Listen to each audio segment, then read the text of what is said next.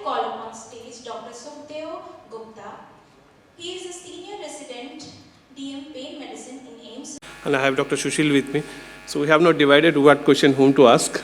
So before that, this is something new we have seen this time, that there will be a topic which will be discussed, and on that the panelist will be giving you their inputs. So Dr. Joseph is very near and dear to me because he was my PDCC candidate in AIMS Raipur. So I don't want to waste my time on introducing Joseph, because when he presents, he will get to know better, and he will take us through why we should practice pain medicine through his slides, and then we will be asking our esteemed panelists a few questions, and we'll also like to invite the audience to participate if time permits. Thank you. Dr. Joseph. I am Dr. Joseph Abraham. I am an assistant professor in anesthesiology at CMC Vellore. At the onset, I would like to thank the organizing team of ICRAPAIN2024 for this opportunity. I'm honored to share the dais with my teacher, Dr. Samajit Dey. And today I'm speaking on why to practice pain and the current and future scenarios of pain education in India. So this is the take-home slide. I usually like to start with the take-home slide so that people don't get bored towards the end. Why should we practice pain? Because it is more prevalent than diabetes in India. Why do we practice diabetes medicine? Why do we treat hypertension? Why not treat medicine when it is so prevalent in India? And if it has made it to the headlines, then definitely it's worth looking into. So 1 in 3 Indians, they suffer from pain. And it's based on this population study from Mumbai, which came out in 2023. They found the risk factors for pain to be female, older, less educated, rural residents, and who are usually socially disadvantaged. So they found that pain is very prevalent. The prevalence is about 36%, and it is there throughout the country, in every state, and it is there throughout the different strata of population. It is not just the rich who suffer from it, it's not just the urban population who suffer from it, it's throughout the country. The incidence of pain has been increasing. It was about, in 2023, this article came out, the incidence was about 13%, and the intensity of pain was found to be at least 6.9, that's almost 7. And this article came out in 2018, and the incidence of pain that time was 19.3. So over the years, we have found that the incidence of pain is rising. So why to practice pain? Because it exists. It is a significant burden to our population. The incidence is high, the prevalence is high, and it is widespread throughout our states, throughout different strata of population. And pain is disabling and debilitating. It affects the quality of life of the patient. And indirectly, that affects their individual life, their family life, the society, and all this affects how our country progresses and prospers. It affects our economy. And there is very little attention from the public research side, from the government side, and most of these patients do not get the treatment that they require. They will visit an orthopedician, they may visit a regular physician, and most of them resort to over-the-counter medications. They do not get the care they need, and it leads to chronic mismanagement. Pain is inevitable, but suffering is optional. This is the sole reason why we should treat it.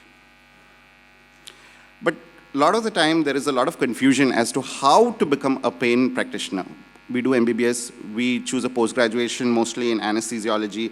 Then most of the candidates will choose cardiac anesthesia, neuro anesthesia, transplant anesthesia, onco anesthesia, pediatric anesthesia. But how many postgraduates choose pain medicine? And after choosing medicine, there is a lot of confusion. Will I be employable? Who will hire me? Where will I work?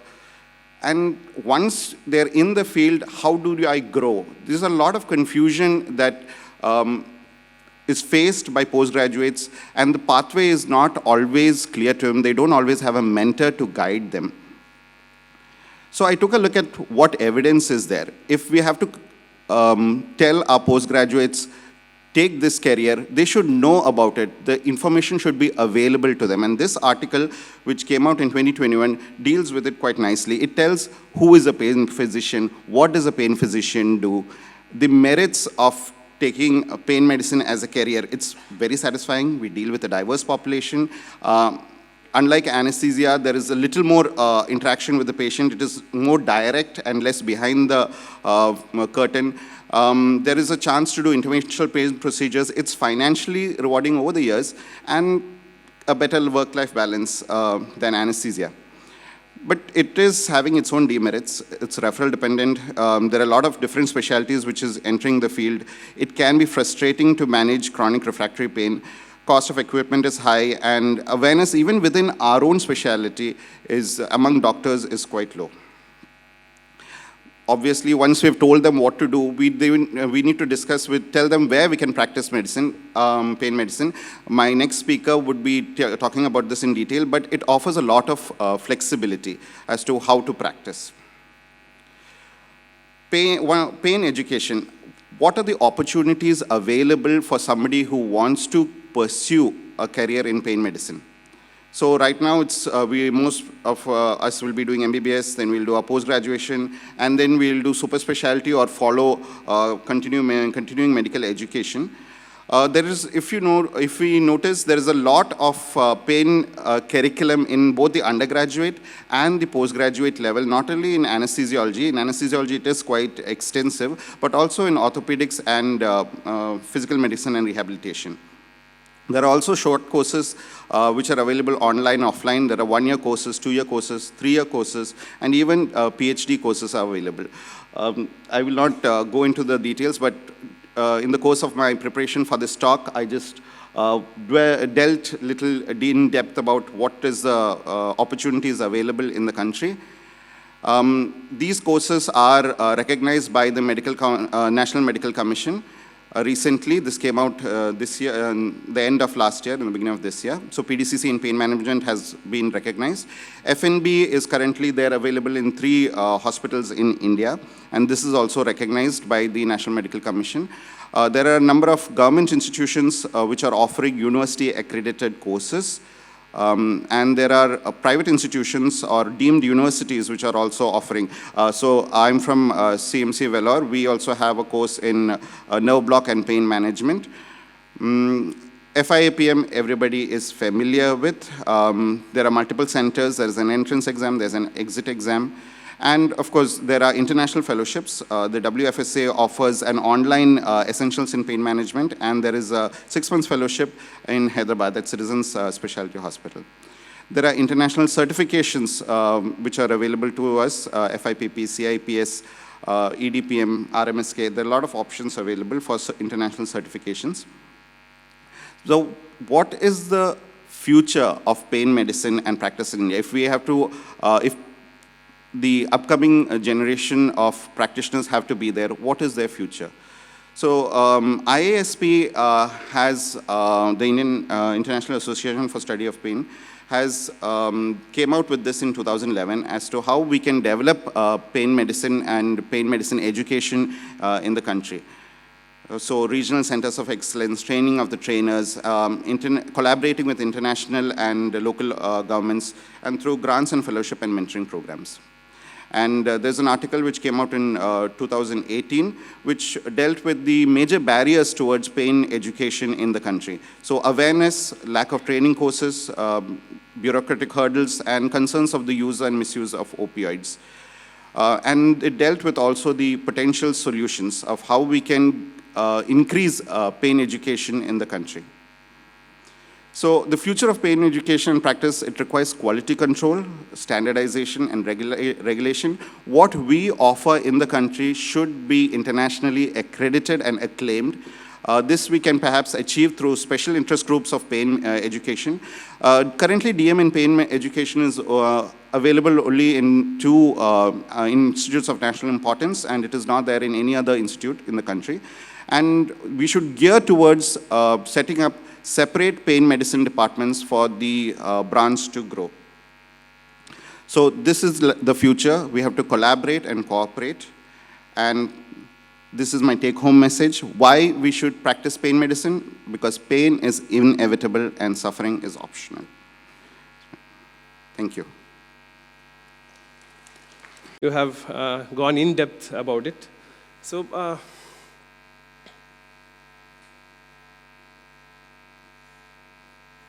panelists from various backgrounds. So when we talk about why to practice pain medicine, we need to understand like what is the future.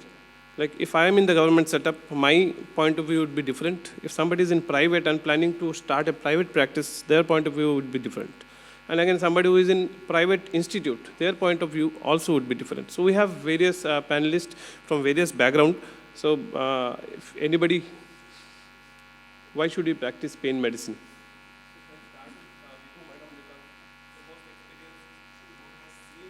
And it is the only single most important thing, important symptom.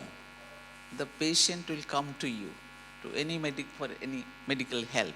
To alleviate pain is the option which we can help the patients. So that is why you have to choose pain medicine. Now the education is developing and already we have many trained people here. Trained people in our country, inside, all over the world, our neighboring countries, they are mostly trained and they can provide pain relief to any kind of pain. In our days, we are limited, we are practicing pain as one of our things. But now we have pain physicians who are devoted completely to this branch of science. So pain medicine should be taken as career and it is developing and you will prosper. Before it was not like that. You cannot earn money only in pain medicine. And in government practice, we have to practice many things. You are an anesthesiologist, you devote your time to pain to some extent. So like that. And you will see the perioperative care of the patient. Amongst that, pain was one. Only the chronic pain, as a pain practitioner, you have to handle after this job. So now things have changed. The pain medicine branch in Western countries, they have a separate department of pain medicine. And they are practicing acute, chronic, everything. Cancer, pain, everything they are practicing. So this has happened that all over the world, every country should have pain medicine as a separate branch and practice pain is very alluring and you are satisfied. If you just alleviate the pain, that satisfaction gives to you is your reward. It is not the money, anything can, but the satisfaction, the patient will smile. A patient of cancer pain or degenerative disease, neurological disease, having pain, and you alleviate the pain, the patient knows that he is going to die, but the quality of life he or she gets, that is rewarding to us. Yeah. The smile in the face of the patient is well. So I will say, whoever at the younger generation, just go for pain medicine as your career. Can you ask? Thank you, Samir, for giving Can you this. ask? 2-3 decades, a lot of advancement has taken place. Pain as the fifth vital sign, and the demand of the patient as a basic human right to be treated for pain. And the armamentarium also. Initially, it was mainly the drug part. Now we have the advanced pain management techniques. And a lot of new drugs and these techniques have come up. And with the increasing population, geriatric population is increasing, so more of the pain patient will be there to be encountered. And it is not a generalized thing now, it has been recognized with the understanding of the basic pain pathophysiology. It is not common thing, it is the more than that, the subnociception of the pain. So with this, we need the specialized thing. And with the coming of the new pain clinic, more awareness about this thing, we need the special treatment for pain. And the patient also demand, we should treat the patient not as such generally. They demand the specific type treatment of pain, which is in between the pharmacological treatment and the surgical treatment. So there are so many patients, so many things the patient doesn't want to get operated, then who is going to treat them? So it is the demand of the time that the this pain medicine specialist should develop, and we have more pain specialists and the department and the pain clinics in the whole country as the department in the private also. Thank you, sir. Can I? Since the beginning, I am in private practice. So I will restrict myself, in my opinion, to the private practitioners. Yes, sir. So usually when we pass out, you start your anesthesia practice. And somebody who is trained or who is interested should ask the hospital or the surgeon to whom they are working with to have the patients or to have time of operation theaters for their procedures. And then gradually you start your OPD. If your wife is also a professional or working, then you can have your separate OPD to start with. And then it is very difficult to match the timing of anesthesia and pain in the beginning. But gradually what happens is then, what I used to do, I used to prepare the lectures. And at the weekend, I used to ask my orthopedic colleagues or general surgeons or obstetricians or my neurosurgeons to have my talks in their groups. So I started like that. And then gradually there was recognition that now he's doing something else, something which the other anesthetists are not doing. So then they used to send me the patients which they are not going to operate. And I started treating those patients. That is how I started my practice. So this is a transition. Basically, when you are in anesthesia and you are a good practitioner, you don't have time. The whole day is gone in the anesthesia. So gradually you have to establish yourself as a pain physician. And this is how you start. So now I'm heading the department of anesthesia, but I'm more into pain, and the rest of my colleagues, they are looking after the anesthesia part. So this is how I started 20 years ago. So this is one of the ways the young people can start practice in pain. Thank you, sir. Everything is there in pain with less side effects. Like you want name, you want fame, you want money, you want quality of life, everything is there with less side effects, no night duties, no emergencies, everything is there in pain. And like patient, you see the population of India, in next few years, like maximum population will be old age, elder patients, and everyone will be suffering from pain, knee joint, back pain, everything will be there. So there is lot of opportunities in pain. Thank you, Sukhdev. I was coming to you. We are not telling you that it is not tough, but yes, but there is an outcome measure. Whenever you do a study, there will be primary outcome measure, secondary outcome measure. So if you know your outcomes, it's easy to reach the goal, right? So coming to Madam again, that was an open question for different strata of the pain physician, why we should choose pain medicine. Now, Bibu Madam has been one of the pillar of pain medicine education in India, and we have seen her establishing pain medicine and teaching us, or teaching most of us. So she has seen the growth of pain medicine from inception from until now. So ma'am, please share your thoughts about the growth of the pain medicine in India and globally. It's like a story. SP was born in 1973. And after 10 years, in 84, the ISSP branch of IASP, this is our national branch, was formed in Varanasi with a very core members, few core members, and that time in West Bengal, Dr. Rudra was involved, like, and it was under the leadership of Professor Pandey, Professor Pandey and all in the BHU, and we had that time very few members. And Dr. Rudra just dragged me to in 80, I think it is 85, 86, I became a member. That time, we were practicing, we are not in the teaching also, nobody taught us about only the pain pathway and all these things, anatomy we have to, And we have to observe the ISA conferences, some workshops like things from, and in our generation, Dr. Dureja, he used to conduct workshops, and we used to see that.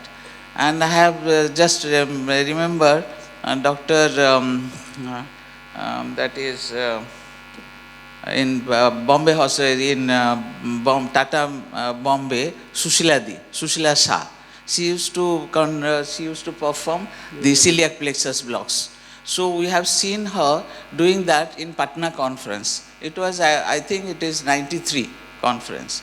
So myself and my senior Didi, Amnadi, we just saw that and we used to practice that. So that time, so I can tell you that trigeminal block, we just saw Dr. Saini doing it in the AIMS. So, and we practiced that. That time we used to use 18 gauge spinal needle. And you can now have the radio frequency ones. And we have now the cool radio frequency for the fail back and for SI joint, all these things. So the pain things, the technique has also improved by the biomedicals, and also the safer drugs have come. I have seen people having fentanyl patches in 1997. I visited Vienna, and that is a big, huge department, pain department, having 19 faculty and many students there, many fellows there. And I saw that they use fentanyl patch there. And one time, the patient got respiratory distress and went to ventilator. So that was the thing. I have learned many things from there. I was there for 1 month, and I saw all the types of things they were doing. So that was our teaching. So to go somewhere, to go to the Canadian Society meetings and see that, and you just practice this. Now, we have our teachers here, and as I told you that we are partly practicing pain in our government setup and all this. But Gautam, he started pain, only the pain medicine, nothing else. It was very daring. After his fellowship, he was the first fellow, FIPP of WIP, and he came here and he had that courage that don't look for the money, you go for pain management, his passion. So that has shown many paths of this part of the country. People are very much, he is an idol, he became an idol. Then we have many people doing that fellowship, and they are training people now. So you people have now, the pain medicine education has gone up. So we started in the, I was there in the pain as secretary in 95. From 95 I tried many things to have these courses. So we started 1 month or 2 month fellowship. And Dr. What is that? Dr. Kumar from Patna, he came, Ashok Kumar. He helped me to make the directory, pain directory. So these are the developments have gone there, pain directory, and we started, that time Pramila Chari was there, and we had the journal, and the newsletter was not there. So I started the newsletter, and he helped me. He stayed with me for 2 months, and he helped me in the directory and this thing. So many people went to many other places. That time Dureja was not our member. He was in ICRAPAIN. So people went to him to get, he was doing all sorts of, irrespective of every intervention, except the trigeminal. And trigeminal was done by Dr. Das and Dr. His boss. That was the thing there. Now you have many, our development of IAPM and all these have come, and we have many centers now to go for the fellowship. In West Bengal, this Deposri is there. She started the course under the West Bengal Health University in our medical college, RG. And before that, Subrata Goswami, he started the course in the ASI hospital. So these two courses started, apart from Gautam's course here. So we have many people now having Dr. Jain and Dr. Hanid, what they said, they have many people across the world. Murlidhar is doing that course. Everybody is going, and these people are trained like anything. We are not trained, we are trained by ourselves like that. Observation, and then you start. So I confine myself to fail back and all the back surgery, they will come to you after surgery, failure of the thing, pain management. And again the craniofacial pain, neuropathic pain. So, but here you have every type of training here.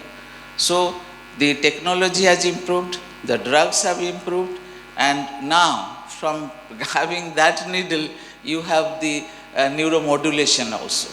And our people are practicing neuromodulation. Non-invasive way of things of modulation have also transcutaneous stimulation and neuromodulation.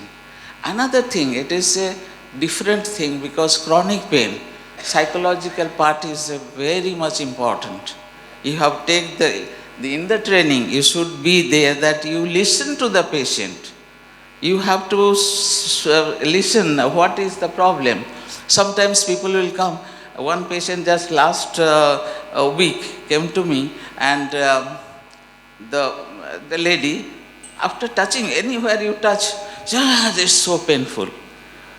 It is, all the investigations are normal, starting from MRI to everything. All the inflammatory markers were normal.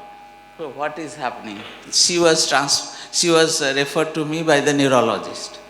So I just sat with her and asked whether you are happy in your family life. Then she started crying. So there is the thing. So I sent her to our counselor, the psychologist, and she is now okay. Some drugs you give sympathetically, you just bear with that. So these are the things. You have psychological problems. So your pain clinic should include a psychologist, psychotherapist, and also the rehabilitation, and all these things you have to. And imaging has helped us very much. Yes. Where we are just clinically, but clinical is important. Clinically you are testing, but you go for the MRI of your SI joint or the CT scan of the SI joint, you will get everything. So then you go for that. So everything has, technology has improved, diagnostic facility has improved, and what Dr. said, that we are increasing because people are living more. So the aging population is there. So you have many things, that cardiac problem is there, the respiratory problem is there. So you have to add, physician is a total complete physician. Like perioperative physician, you have to address everything. So that is my message, that you come now, you are more comfortable, you have many things, you will just alleviate every type of pain, starting from cancer pain to degenerative diseases, degenerative disc disease, degenerative. So we are practicing that ozone therapy, we practice many things. Yes, so now the many advancement in, and who can afford, you can go for this neuromodulation, spinal cord stimulation. I went to, in 97, the spinal cord stimulation was costing 10,000 pounds in UK. So I said that my country cannot afford this. But now we are affordable. These are affordable. People can afford this. So this is the thing. I will again emphasize that you people, the youngsters, take pain medicine as your career. Thank you, madam. My next question in medical school, post-graduation and super specialist training.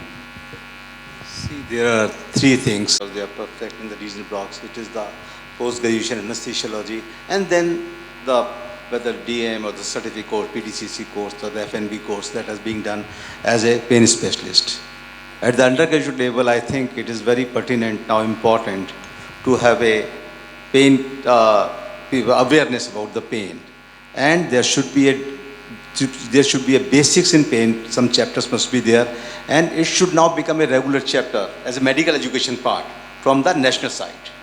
And the teacher, initially the teacher were physiologists and anatomists. They were teaching anatomy pathway of pain. This should not be there.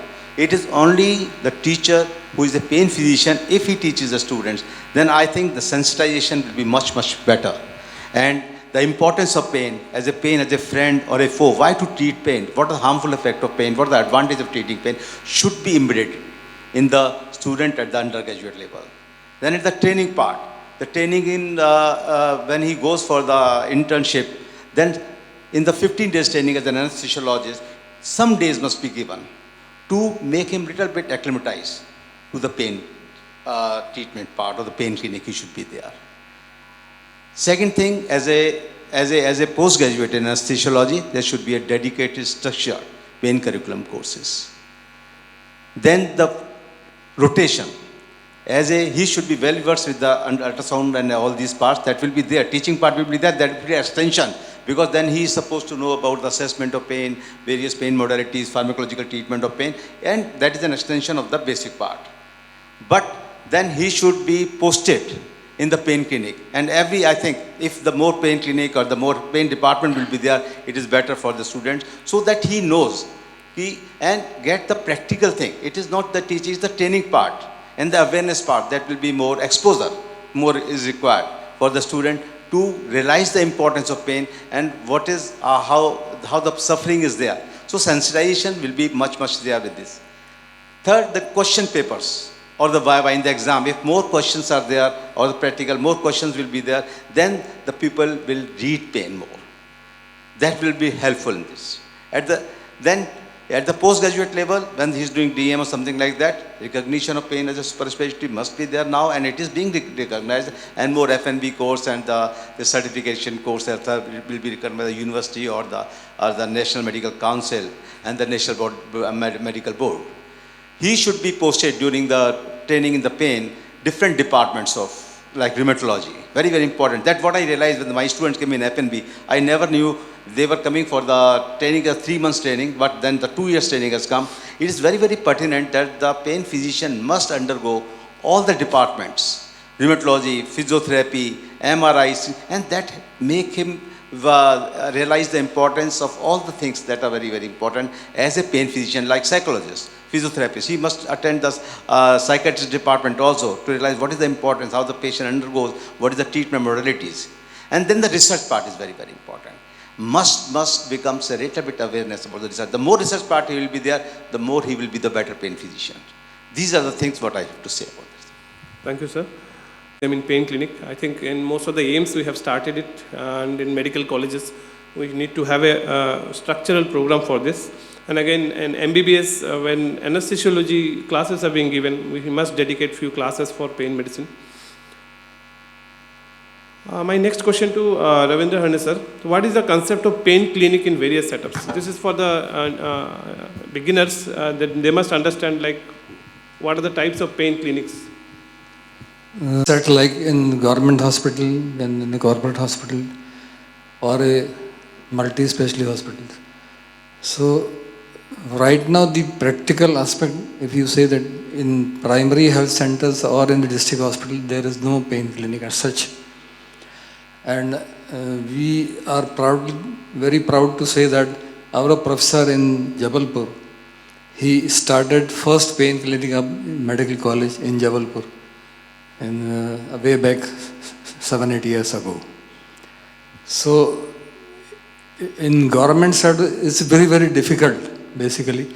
If somebody is really interested and apart from his routine work, he can take out time and do it, then only it is possible in district hospitals. Yes, in corporate hospital, you know that each corporate hospital have a pain department right now with dedicated pain physicians there. In private setup, in multi-specialty hospital, if somebody is really interested in pain, in those hospitals we have the pain clinics and the regular work is going on. So that is the in general scenario in the population. But yes, I would say that if somebody is trained and he can start at the level of districts, that will be an advantage in near future. Thank you. And the next question, I think he has already told his story, and which is, I think, we are clear about that. Now, I'll come to Dr. Reena. What are the barriers of a pain physician in the initial days of pain practice? Or medicines and other end is surgery. So we are actually the missing link between these two ends. And if you see closely, it has been 21 years that pain has been at the fifth vital sign, but still we are not in the mainstream. This is why in the initial years we don't get to see patients in advanced stages, because they have been either misdiagnosed or mismanaged by various clinicians, and when they come to you, they want instant results, which is not possible. Secondly, the setup of a pain clinic is very costly as compared to the footfall of the patients. So considering the running cost, it is not cost effective in the initial years. So madam is talking about the private setup, just for the audience. And thirdly, if you see closely, nowadays, all kind of physicians, radiologists, surgeons, they are giving these blocks irrespective of the correct timing and technique. That is why our blocks are going into disrepute. And moreover, when patients come to you, they usually ask the question, are you giving steroid? So it is a bit of a technical, we cannot just give away intervention to the patient. We have to build trust with the patient first before asking for interventions. And fourthly, and in an Indian setup, we know that patients, they learn to live with pain. And they only come to a pain clinic or a doctor when it gets out of control.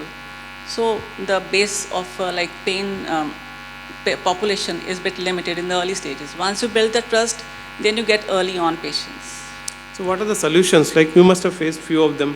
Whosoever enters your OPD, believe me, he has read the board outside that you are not a surgeon. So do whatever you can for his pain. First relieve him of his pain, and then you can suggest him other options. Like I used to give diagnostic nerve blocks, genicular with LA and steroid. And when patients used to feel pain, not only for days or months, they used to drive back to the clinic. So at least make your space, give a taste of what you want to do, and then talk of other options, firstly. And secondly, all physicians and other faculties, they treat pain as a fear, they practice fear-based medicine.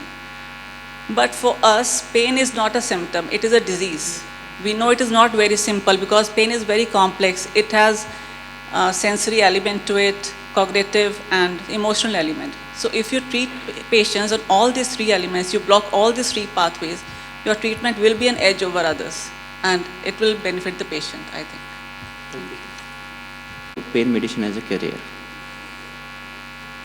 During my MBBS days, when I was posted in orthopedic department, so there I used to see patients, and like back pain and knee patients especially, when I saw them, few were like coming to the OPD for months and years, and they were on long-term NSAIDs. So I discussed with the residents also.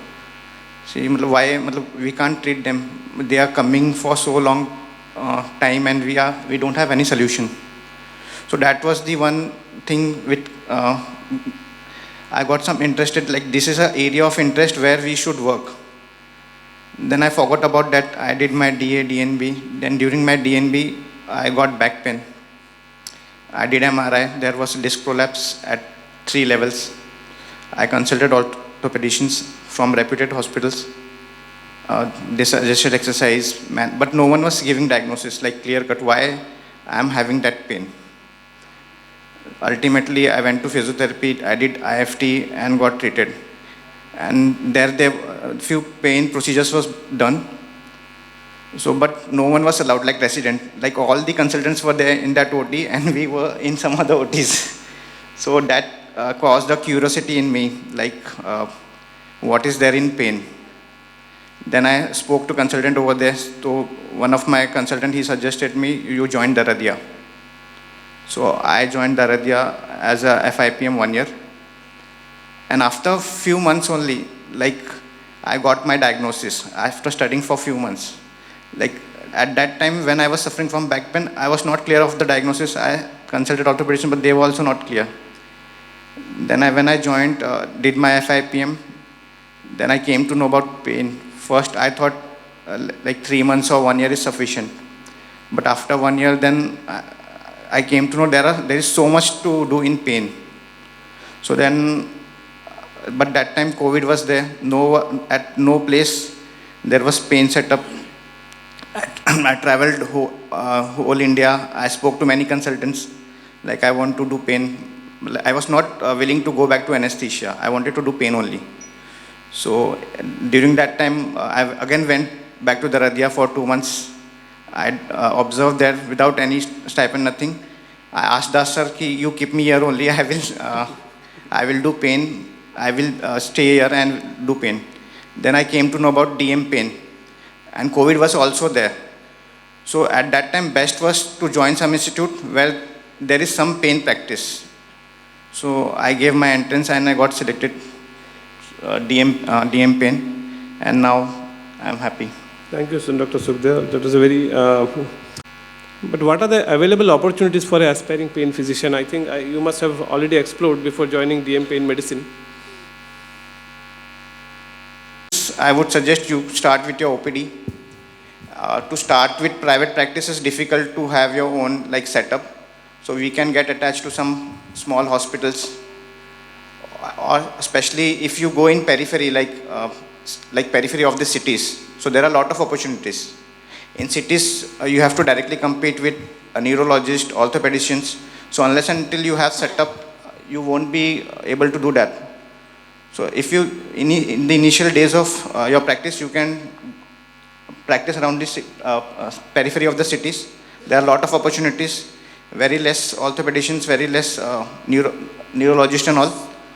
So a lot of opportunities there. Now recently, pain department is opening.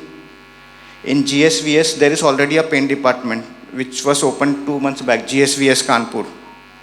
So in a process, I think there will be number of pain departments in many institutes which are going to come up. So we will be having opportunity over there also. Then OPD and private practice is always an option. Then a few of my colleagues or my seniors, those who have done DM pain, they have joined in Fortis and all, and they are doing very well. And hospital is also happy. Like they have treated trigeminal neuralgia and all, which neurologist, if they go, they will put on conservative treatment. They don't have answer to that. So even management is happy. They are having incomes, and hospital is also happy. So there are a lot of opportunity, and in due time, the future is bright. As I've already told, there are many patients seeing the population of India and all. So there is a lot of opportunity for pain physician. But only thing I would suggest, like if you are coming in pain, focus in pain. Don't try to practice anesthesia also. Gradually leave the anesthesia and go in pain only. There are a lot of opportunity and many things to do in pain. So this is. Thank you, Dr. Sukhdev. As he rightly said, anesthesia or so every person's background transition is different. Like nobody can be as daring as our mentor, Dr. Gautam Das. But again, if you ask me, I am practicing both, but I am devoting more time. If you ask Harne sir, now he is able to give more time to pain because he has become a senior. So everybody's story is different, but the tagline is don't lose your focus. You have to have little bit extra work for you, then you will get it. This is what I think most of us have gone through. I mean, if we accept that, yes, I will do little bit extra, then we will gain our target. Pradeep Jain sir, again, what is the perception of pain medicine as a super specialty by the other specialties? Like as Dr. Sukhdev and others said, the referral system and acceptance. It is very important. So what is your opinion? In 3 days back, they thought I just want to earn money, just to give injection, and slightly different from the anesthesia, and I've come into this pain because there's a lot of money into it. And because it has not been there were various courses people were doing, 2 weeks courses, 1 month courses, and everything was there. And anybody, and because people are putting the board as a pain physician by doing 2 week courses, observership, they were there, that was not going to help. And that raised the suspicion among the other specialty part. Because the MS orthopedics knows the spine also very well. And when they used to interact, when they see the complication, they make lot of hue and cry about like in Delhi, they were making, he has done that pain physician has done this complication, that complication, he doesn't know about the spine and all these things. So there is a transition. Now the transition with the government recognizes courses. Important thing, we have to have the government recognizes FNB or these courses or the recognition of super specialty. Till the recognition of pain as a super specialty is not going to be there, I think it will be always doubtful in the mind of the specialty, because they are recognized, those who are doing it. So the important step would be to have the university or government recognizes courses, and that should be minimum for 1 year, not for 6 months. I don't think now. Initially, I used to think that 3 months are more than sufficient to learn about pain and start practice. No, it's not like that. So 1 year is must, whoever is going to practice. And it should be government recognized. The more government recognition there is, the government will think of recognizing it, whether it is the DM is concerned, FNB is concerned, or the other courses are concerned. So I think important, and then more awareness about the public awareness. That is very, very important. Public awareness has to be there. We as a pain physician must unite now to make people more aware about, because why there will be a referral center. It should be a primary thing. And most of the pain physicians, those who are working, they are seeing the patient as a referral physician.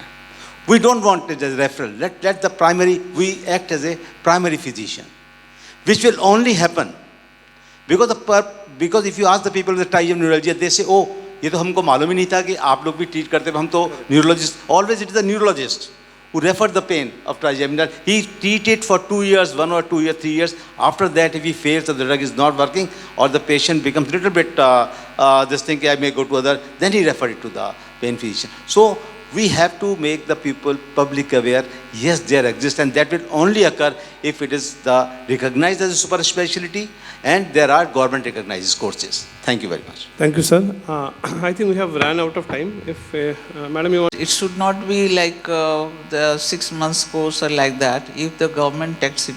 And it has been very good that in the NMC board, they have started, because I am the director of academics there, the neurosurgery, neurology, and neuroanesthesia, of course, they have to be rotated for the pain 1 month. So they come to me and they have a course there, and so this is happening, and it is a good sign. And I can tell you, many of our anesthesia people passing their MD or Dr. DNB, they are choosing pain medicine, they are choosing critical care. In the mainstream, less are there. These two wings are getting enhanced now. So it is a good sign. Pain medicine is being now recognized, and it will get recognition further also. And people will send you the patient. And what he said, that because they are also trained with pain, the back, the people of spinal surgeons, they do their for transforaminal blocks and all this. They will not come. But even then, you will get cases. You will get cases. Because who are refractory, they will come to you. They will send to you. And in that case, what she said, that it comes so late, they have been treated by many things. So it is a very difficult thing for you. But even then, it is difficult, challenging. You have to do it. Thank you, madam. I think it was a nice discussion. So, in nutshell, like as Dr. Sigdev is actually in the phase of beginning his career in pain medicine, and we have Vibhu madam as a senior most. So we should not combine pain medicine with any other specialty. This is what I felt. I think we have not discussed it, pain and palliative care. With due respect to the other specialties, let us call it pain medicine so that people understand it clearly. And also like posting in the medical schools and the post-graduation, And in private, again, increasing awareness among other specialties and make a rapport and build up a team, multidisciplinary would help. Madam, you want to add something? We have only 1 minute. One mic. In pain, people used to come and ask me, "Are you a doctor?" That was a question that pain medicine hi to kabhi suna nahi hai. Are you a doctor? To the situation now, people in Australia, people in Canada, they look for pain doctor in India. They're coming to India. They are looking for pain doctor in India, and then they come to us, and they come to me.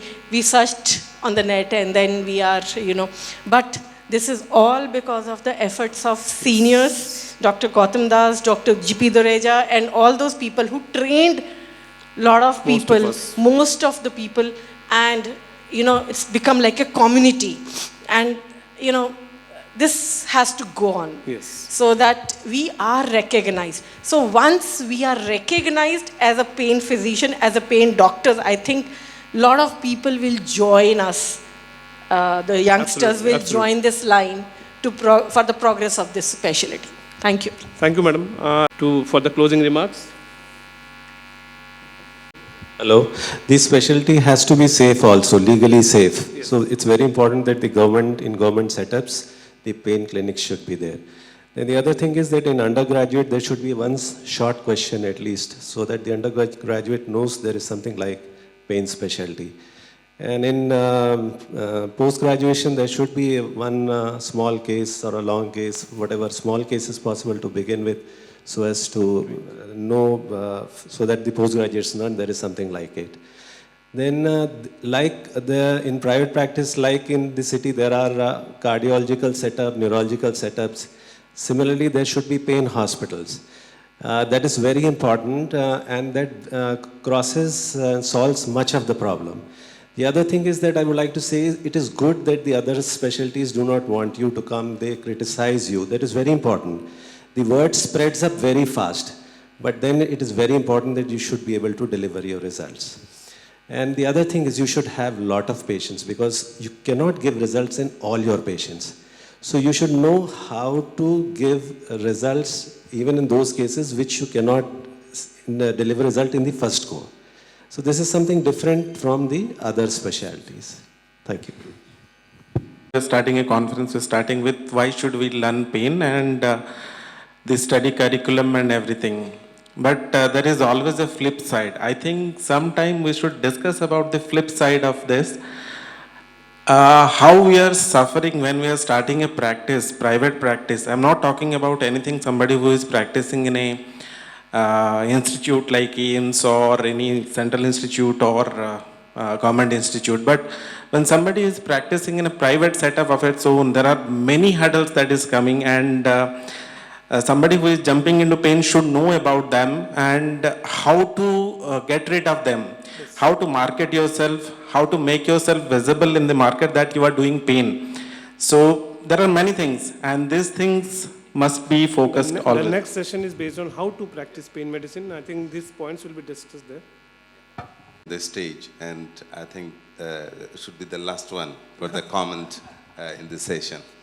So, so what I want to say, actually, the progress of our subject is not up to the marks. You see, the civilizations is ongoing, and Sir Bonica starts in 1945. He starts the pain service in the US, and that is ongoing. After 20 years, in 1973, there's Madam was saying the establishment of ISSP is 1973 or 74. IASP 73. No, IASP is 73. IASP is 73. 73.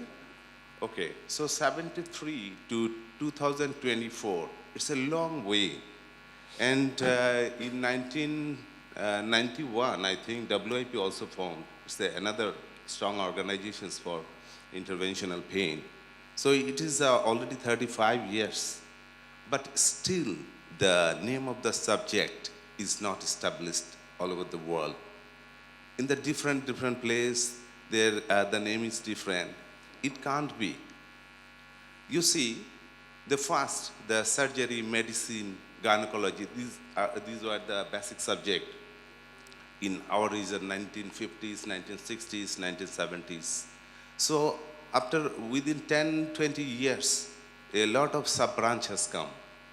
Initially, the orthopedics was a super specialty of surgery. Plastic surgery was a super specialty of the surgery. So all the surgeons and take some training and they established their subject. And plastic surgery, neurosurgery, cardiac surgery, and all. Medicine also the same thing. So they have taken very little time actually, 10 years or 20 years, and established their subject. But we have a failure. It's made by the anesthesia people, like Dr. Banika. He was the founder president of the ISSP, and also he was the president of the World Federation of Society of Anesthesiologists in one time. So all the anesthesia people, they are developing this subject as a, in the other side you see the critical care medicine. This is also formed by the anesthesia people. But now it is established as a specialty. There is the MD course here. So the doctors completing their MBBS course and come in competition with the competitive exams and enter in the MD courses for the critical care medicine. And ultimately this is to be done for the pain medicine. Otherwise, this subject will not be done. So we are so many people all over the world. We are taking very small training and doing the service to the patient. Yes, it's fine. But have to be the final goal. It should be pain medicine as a specialty, and we have to take care about it. Those who are in the policy making, especially the senior people of each country, so we should take care about it to the university level and education level, in the government level, in the policy making side, we have to take care. Thank you very much.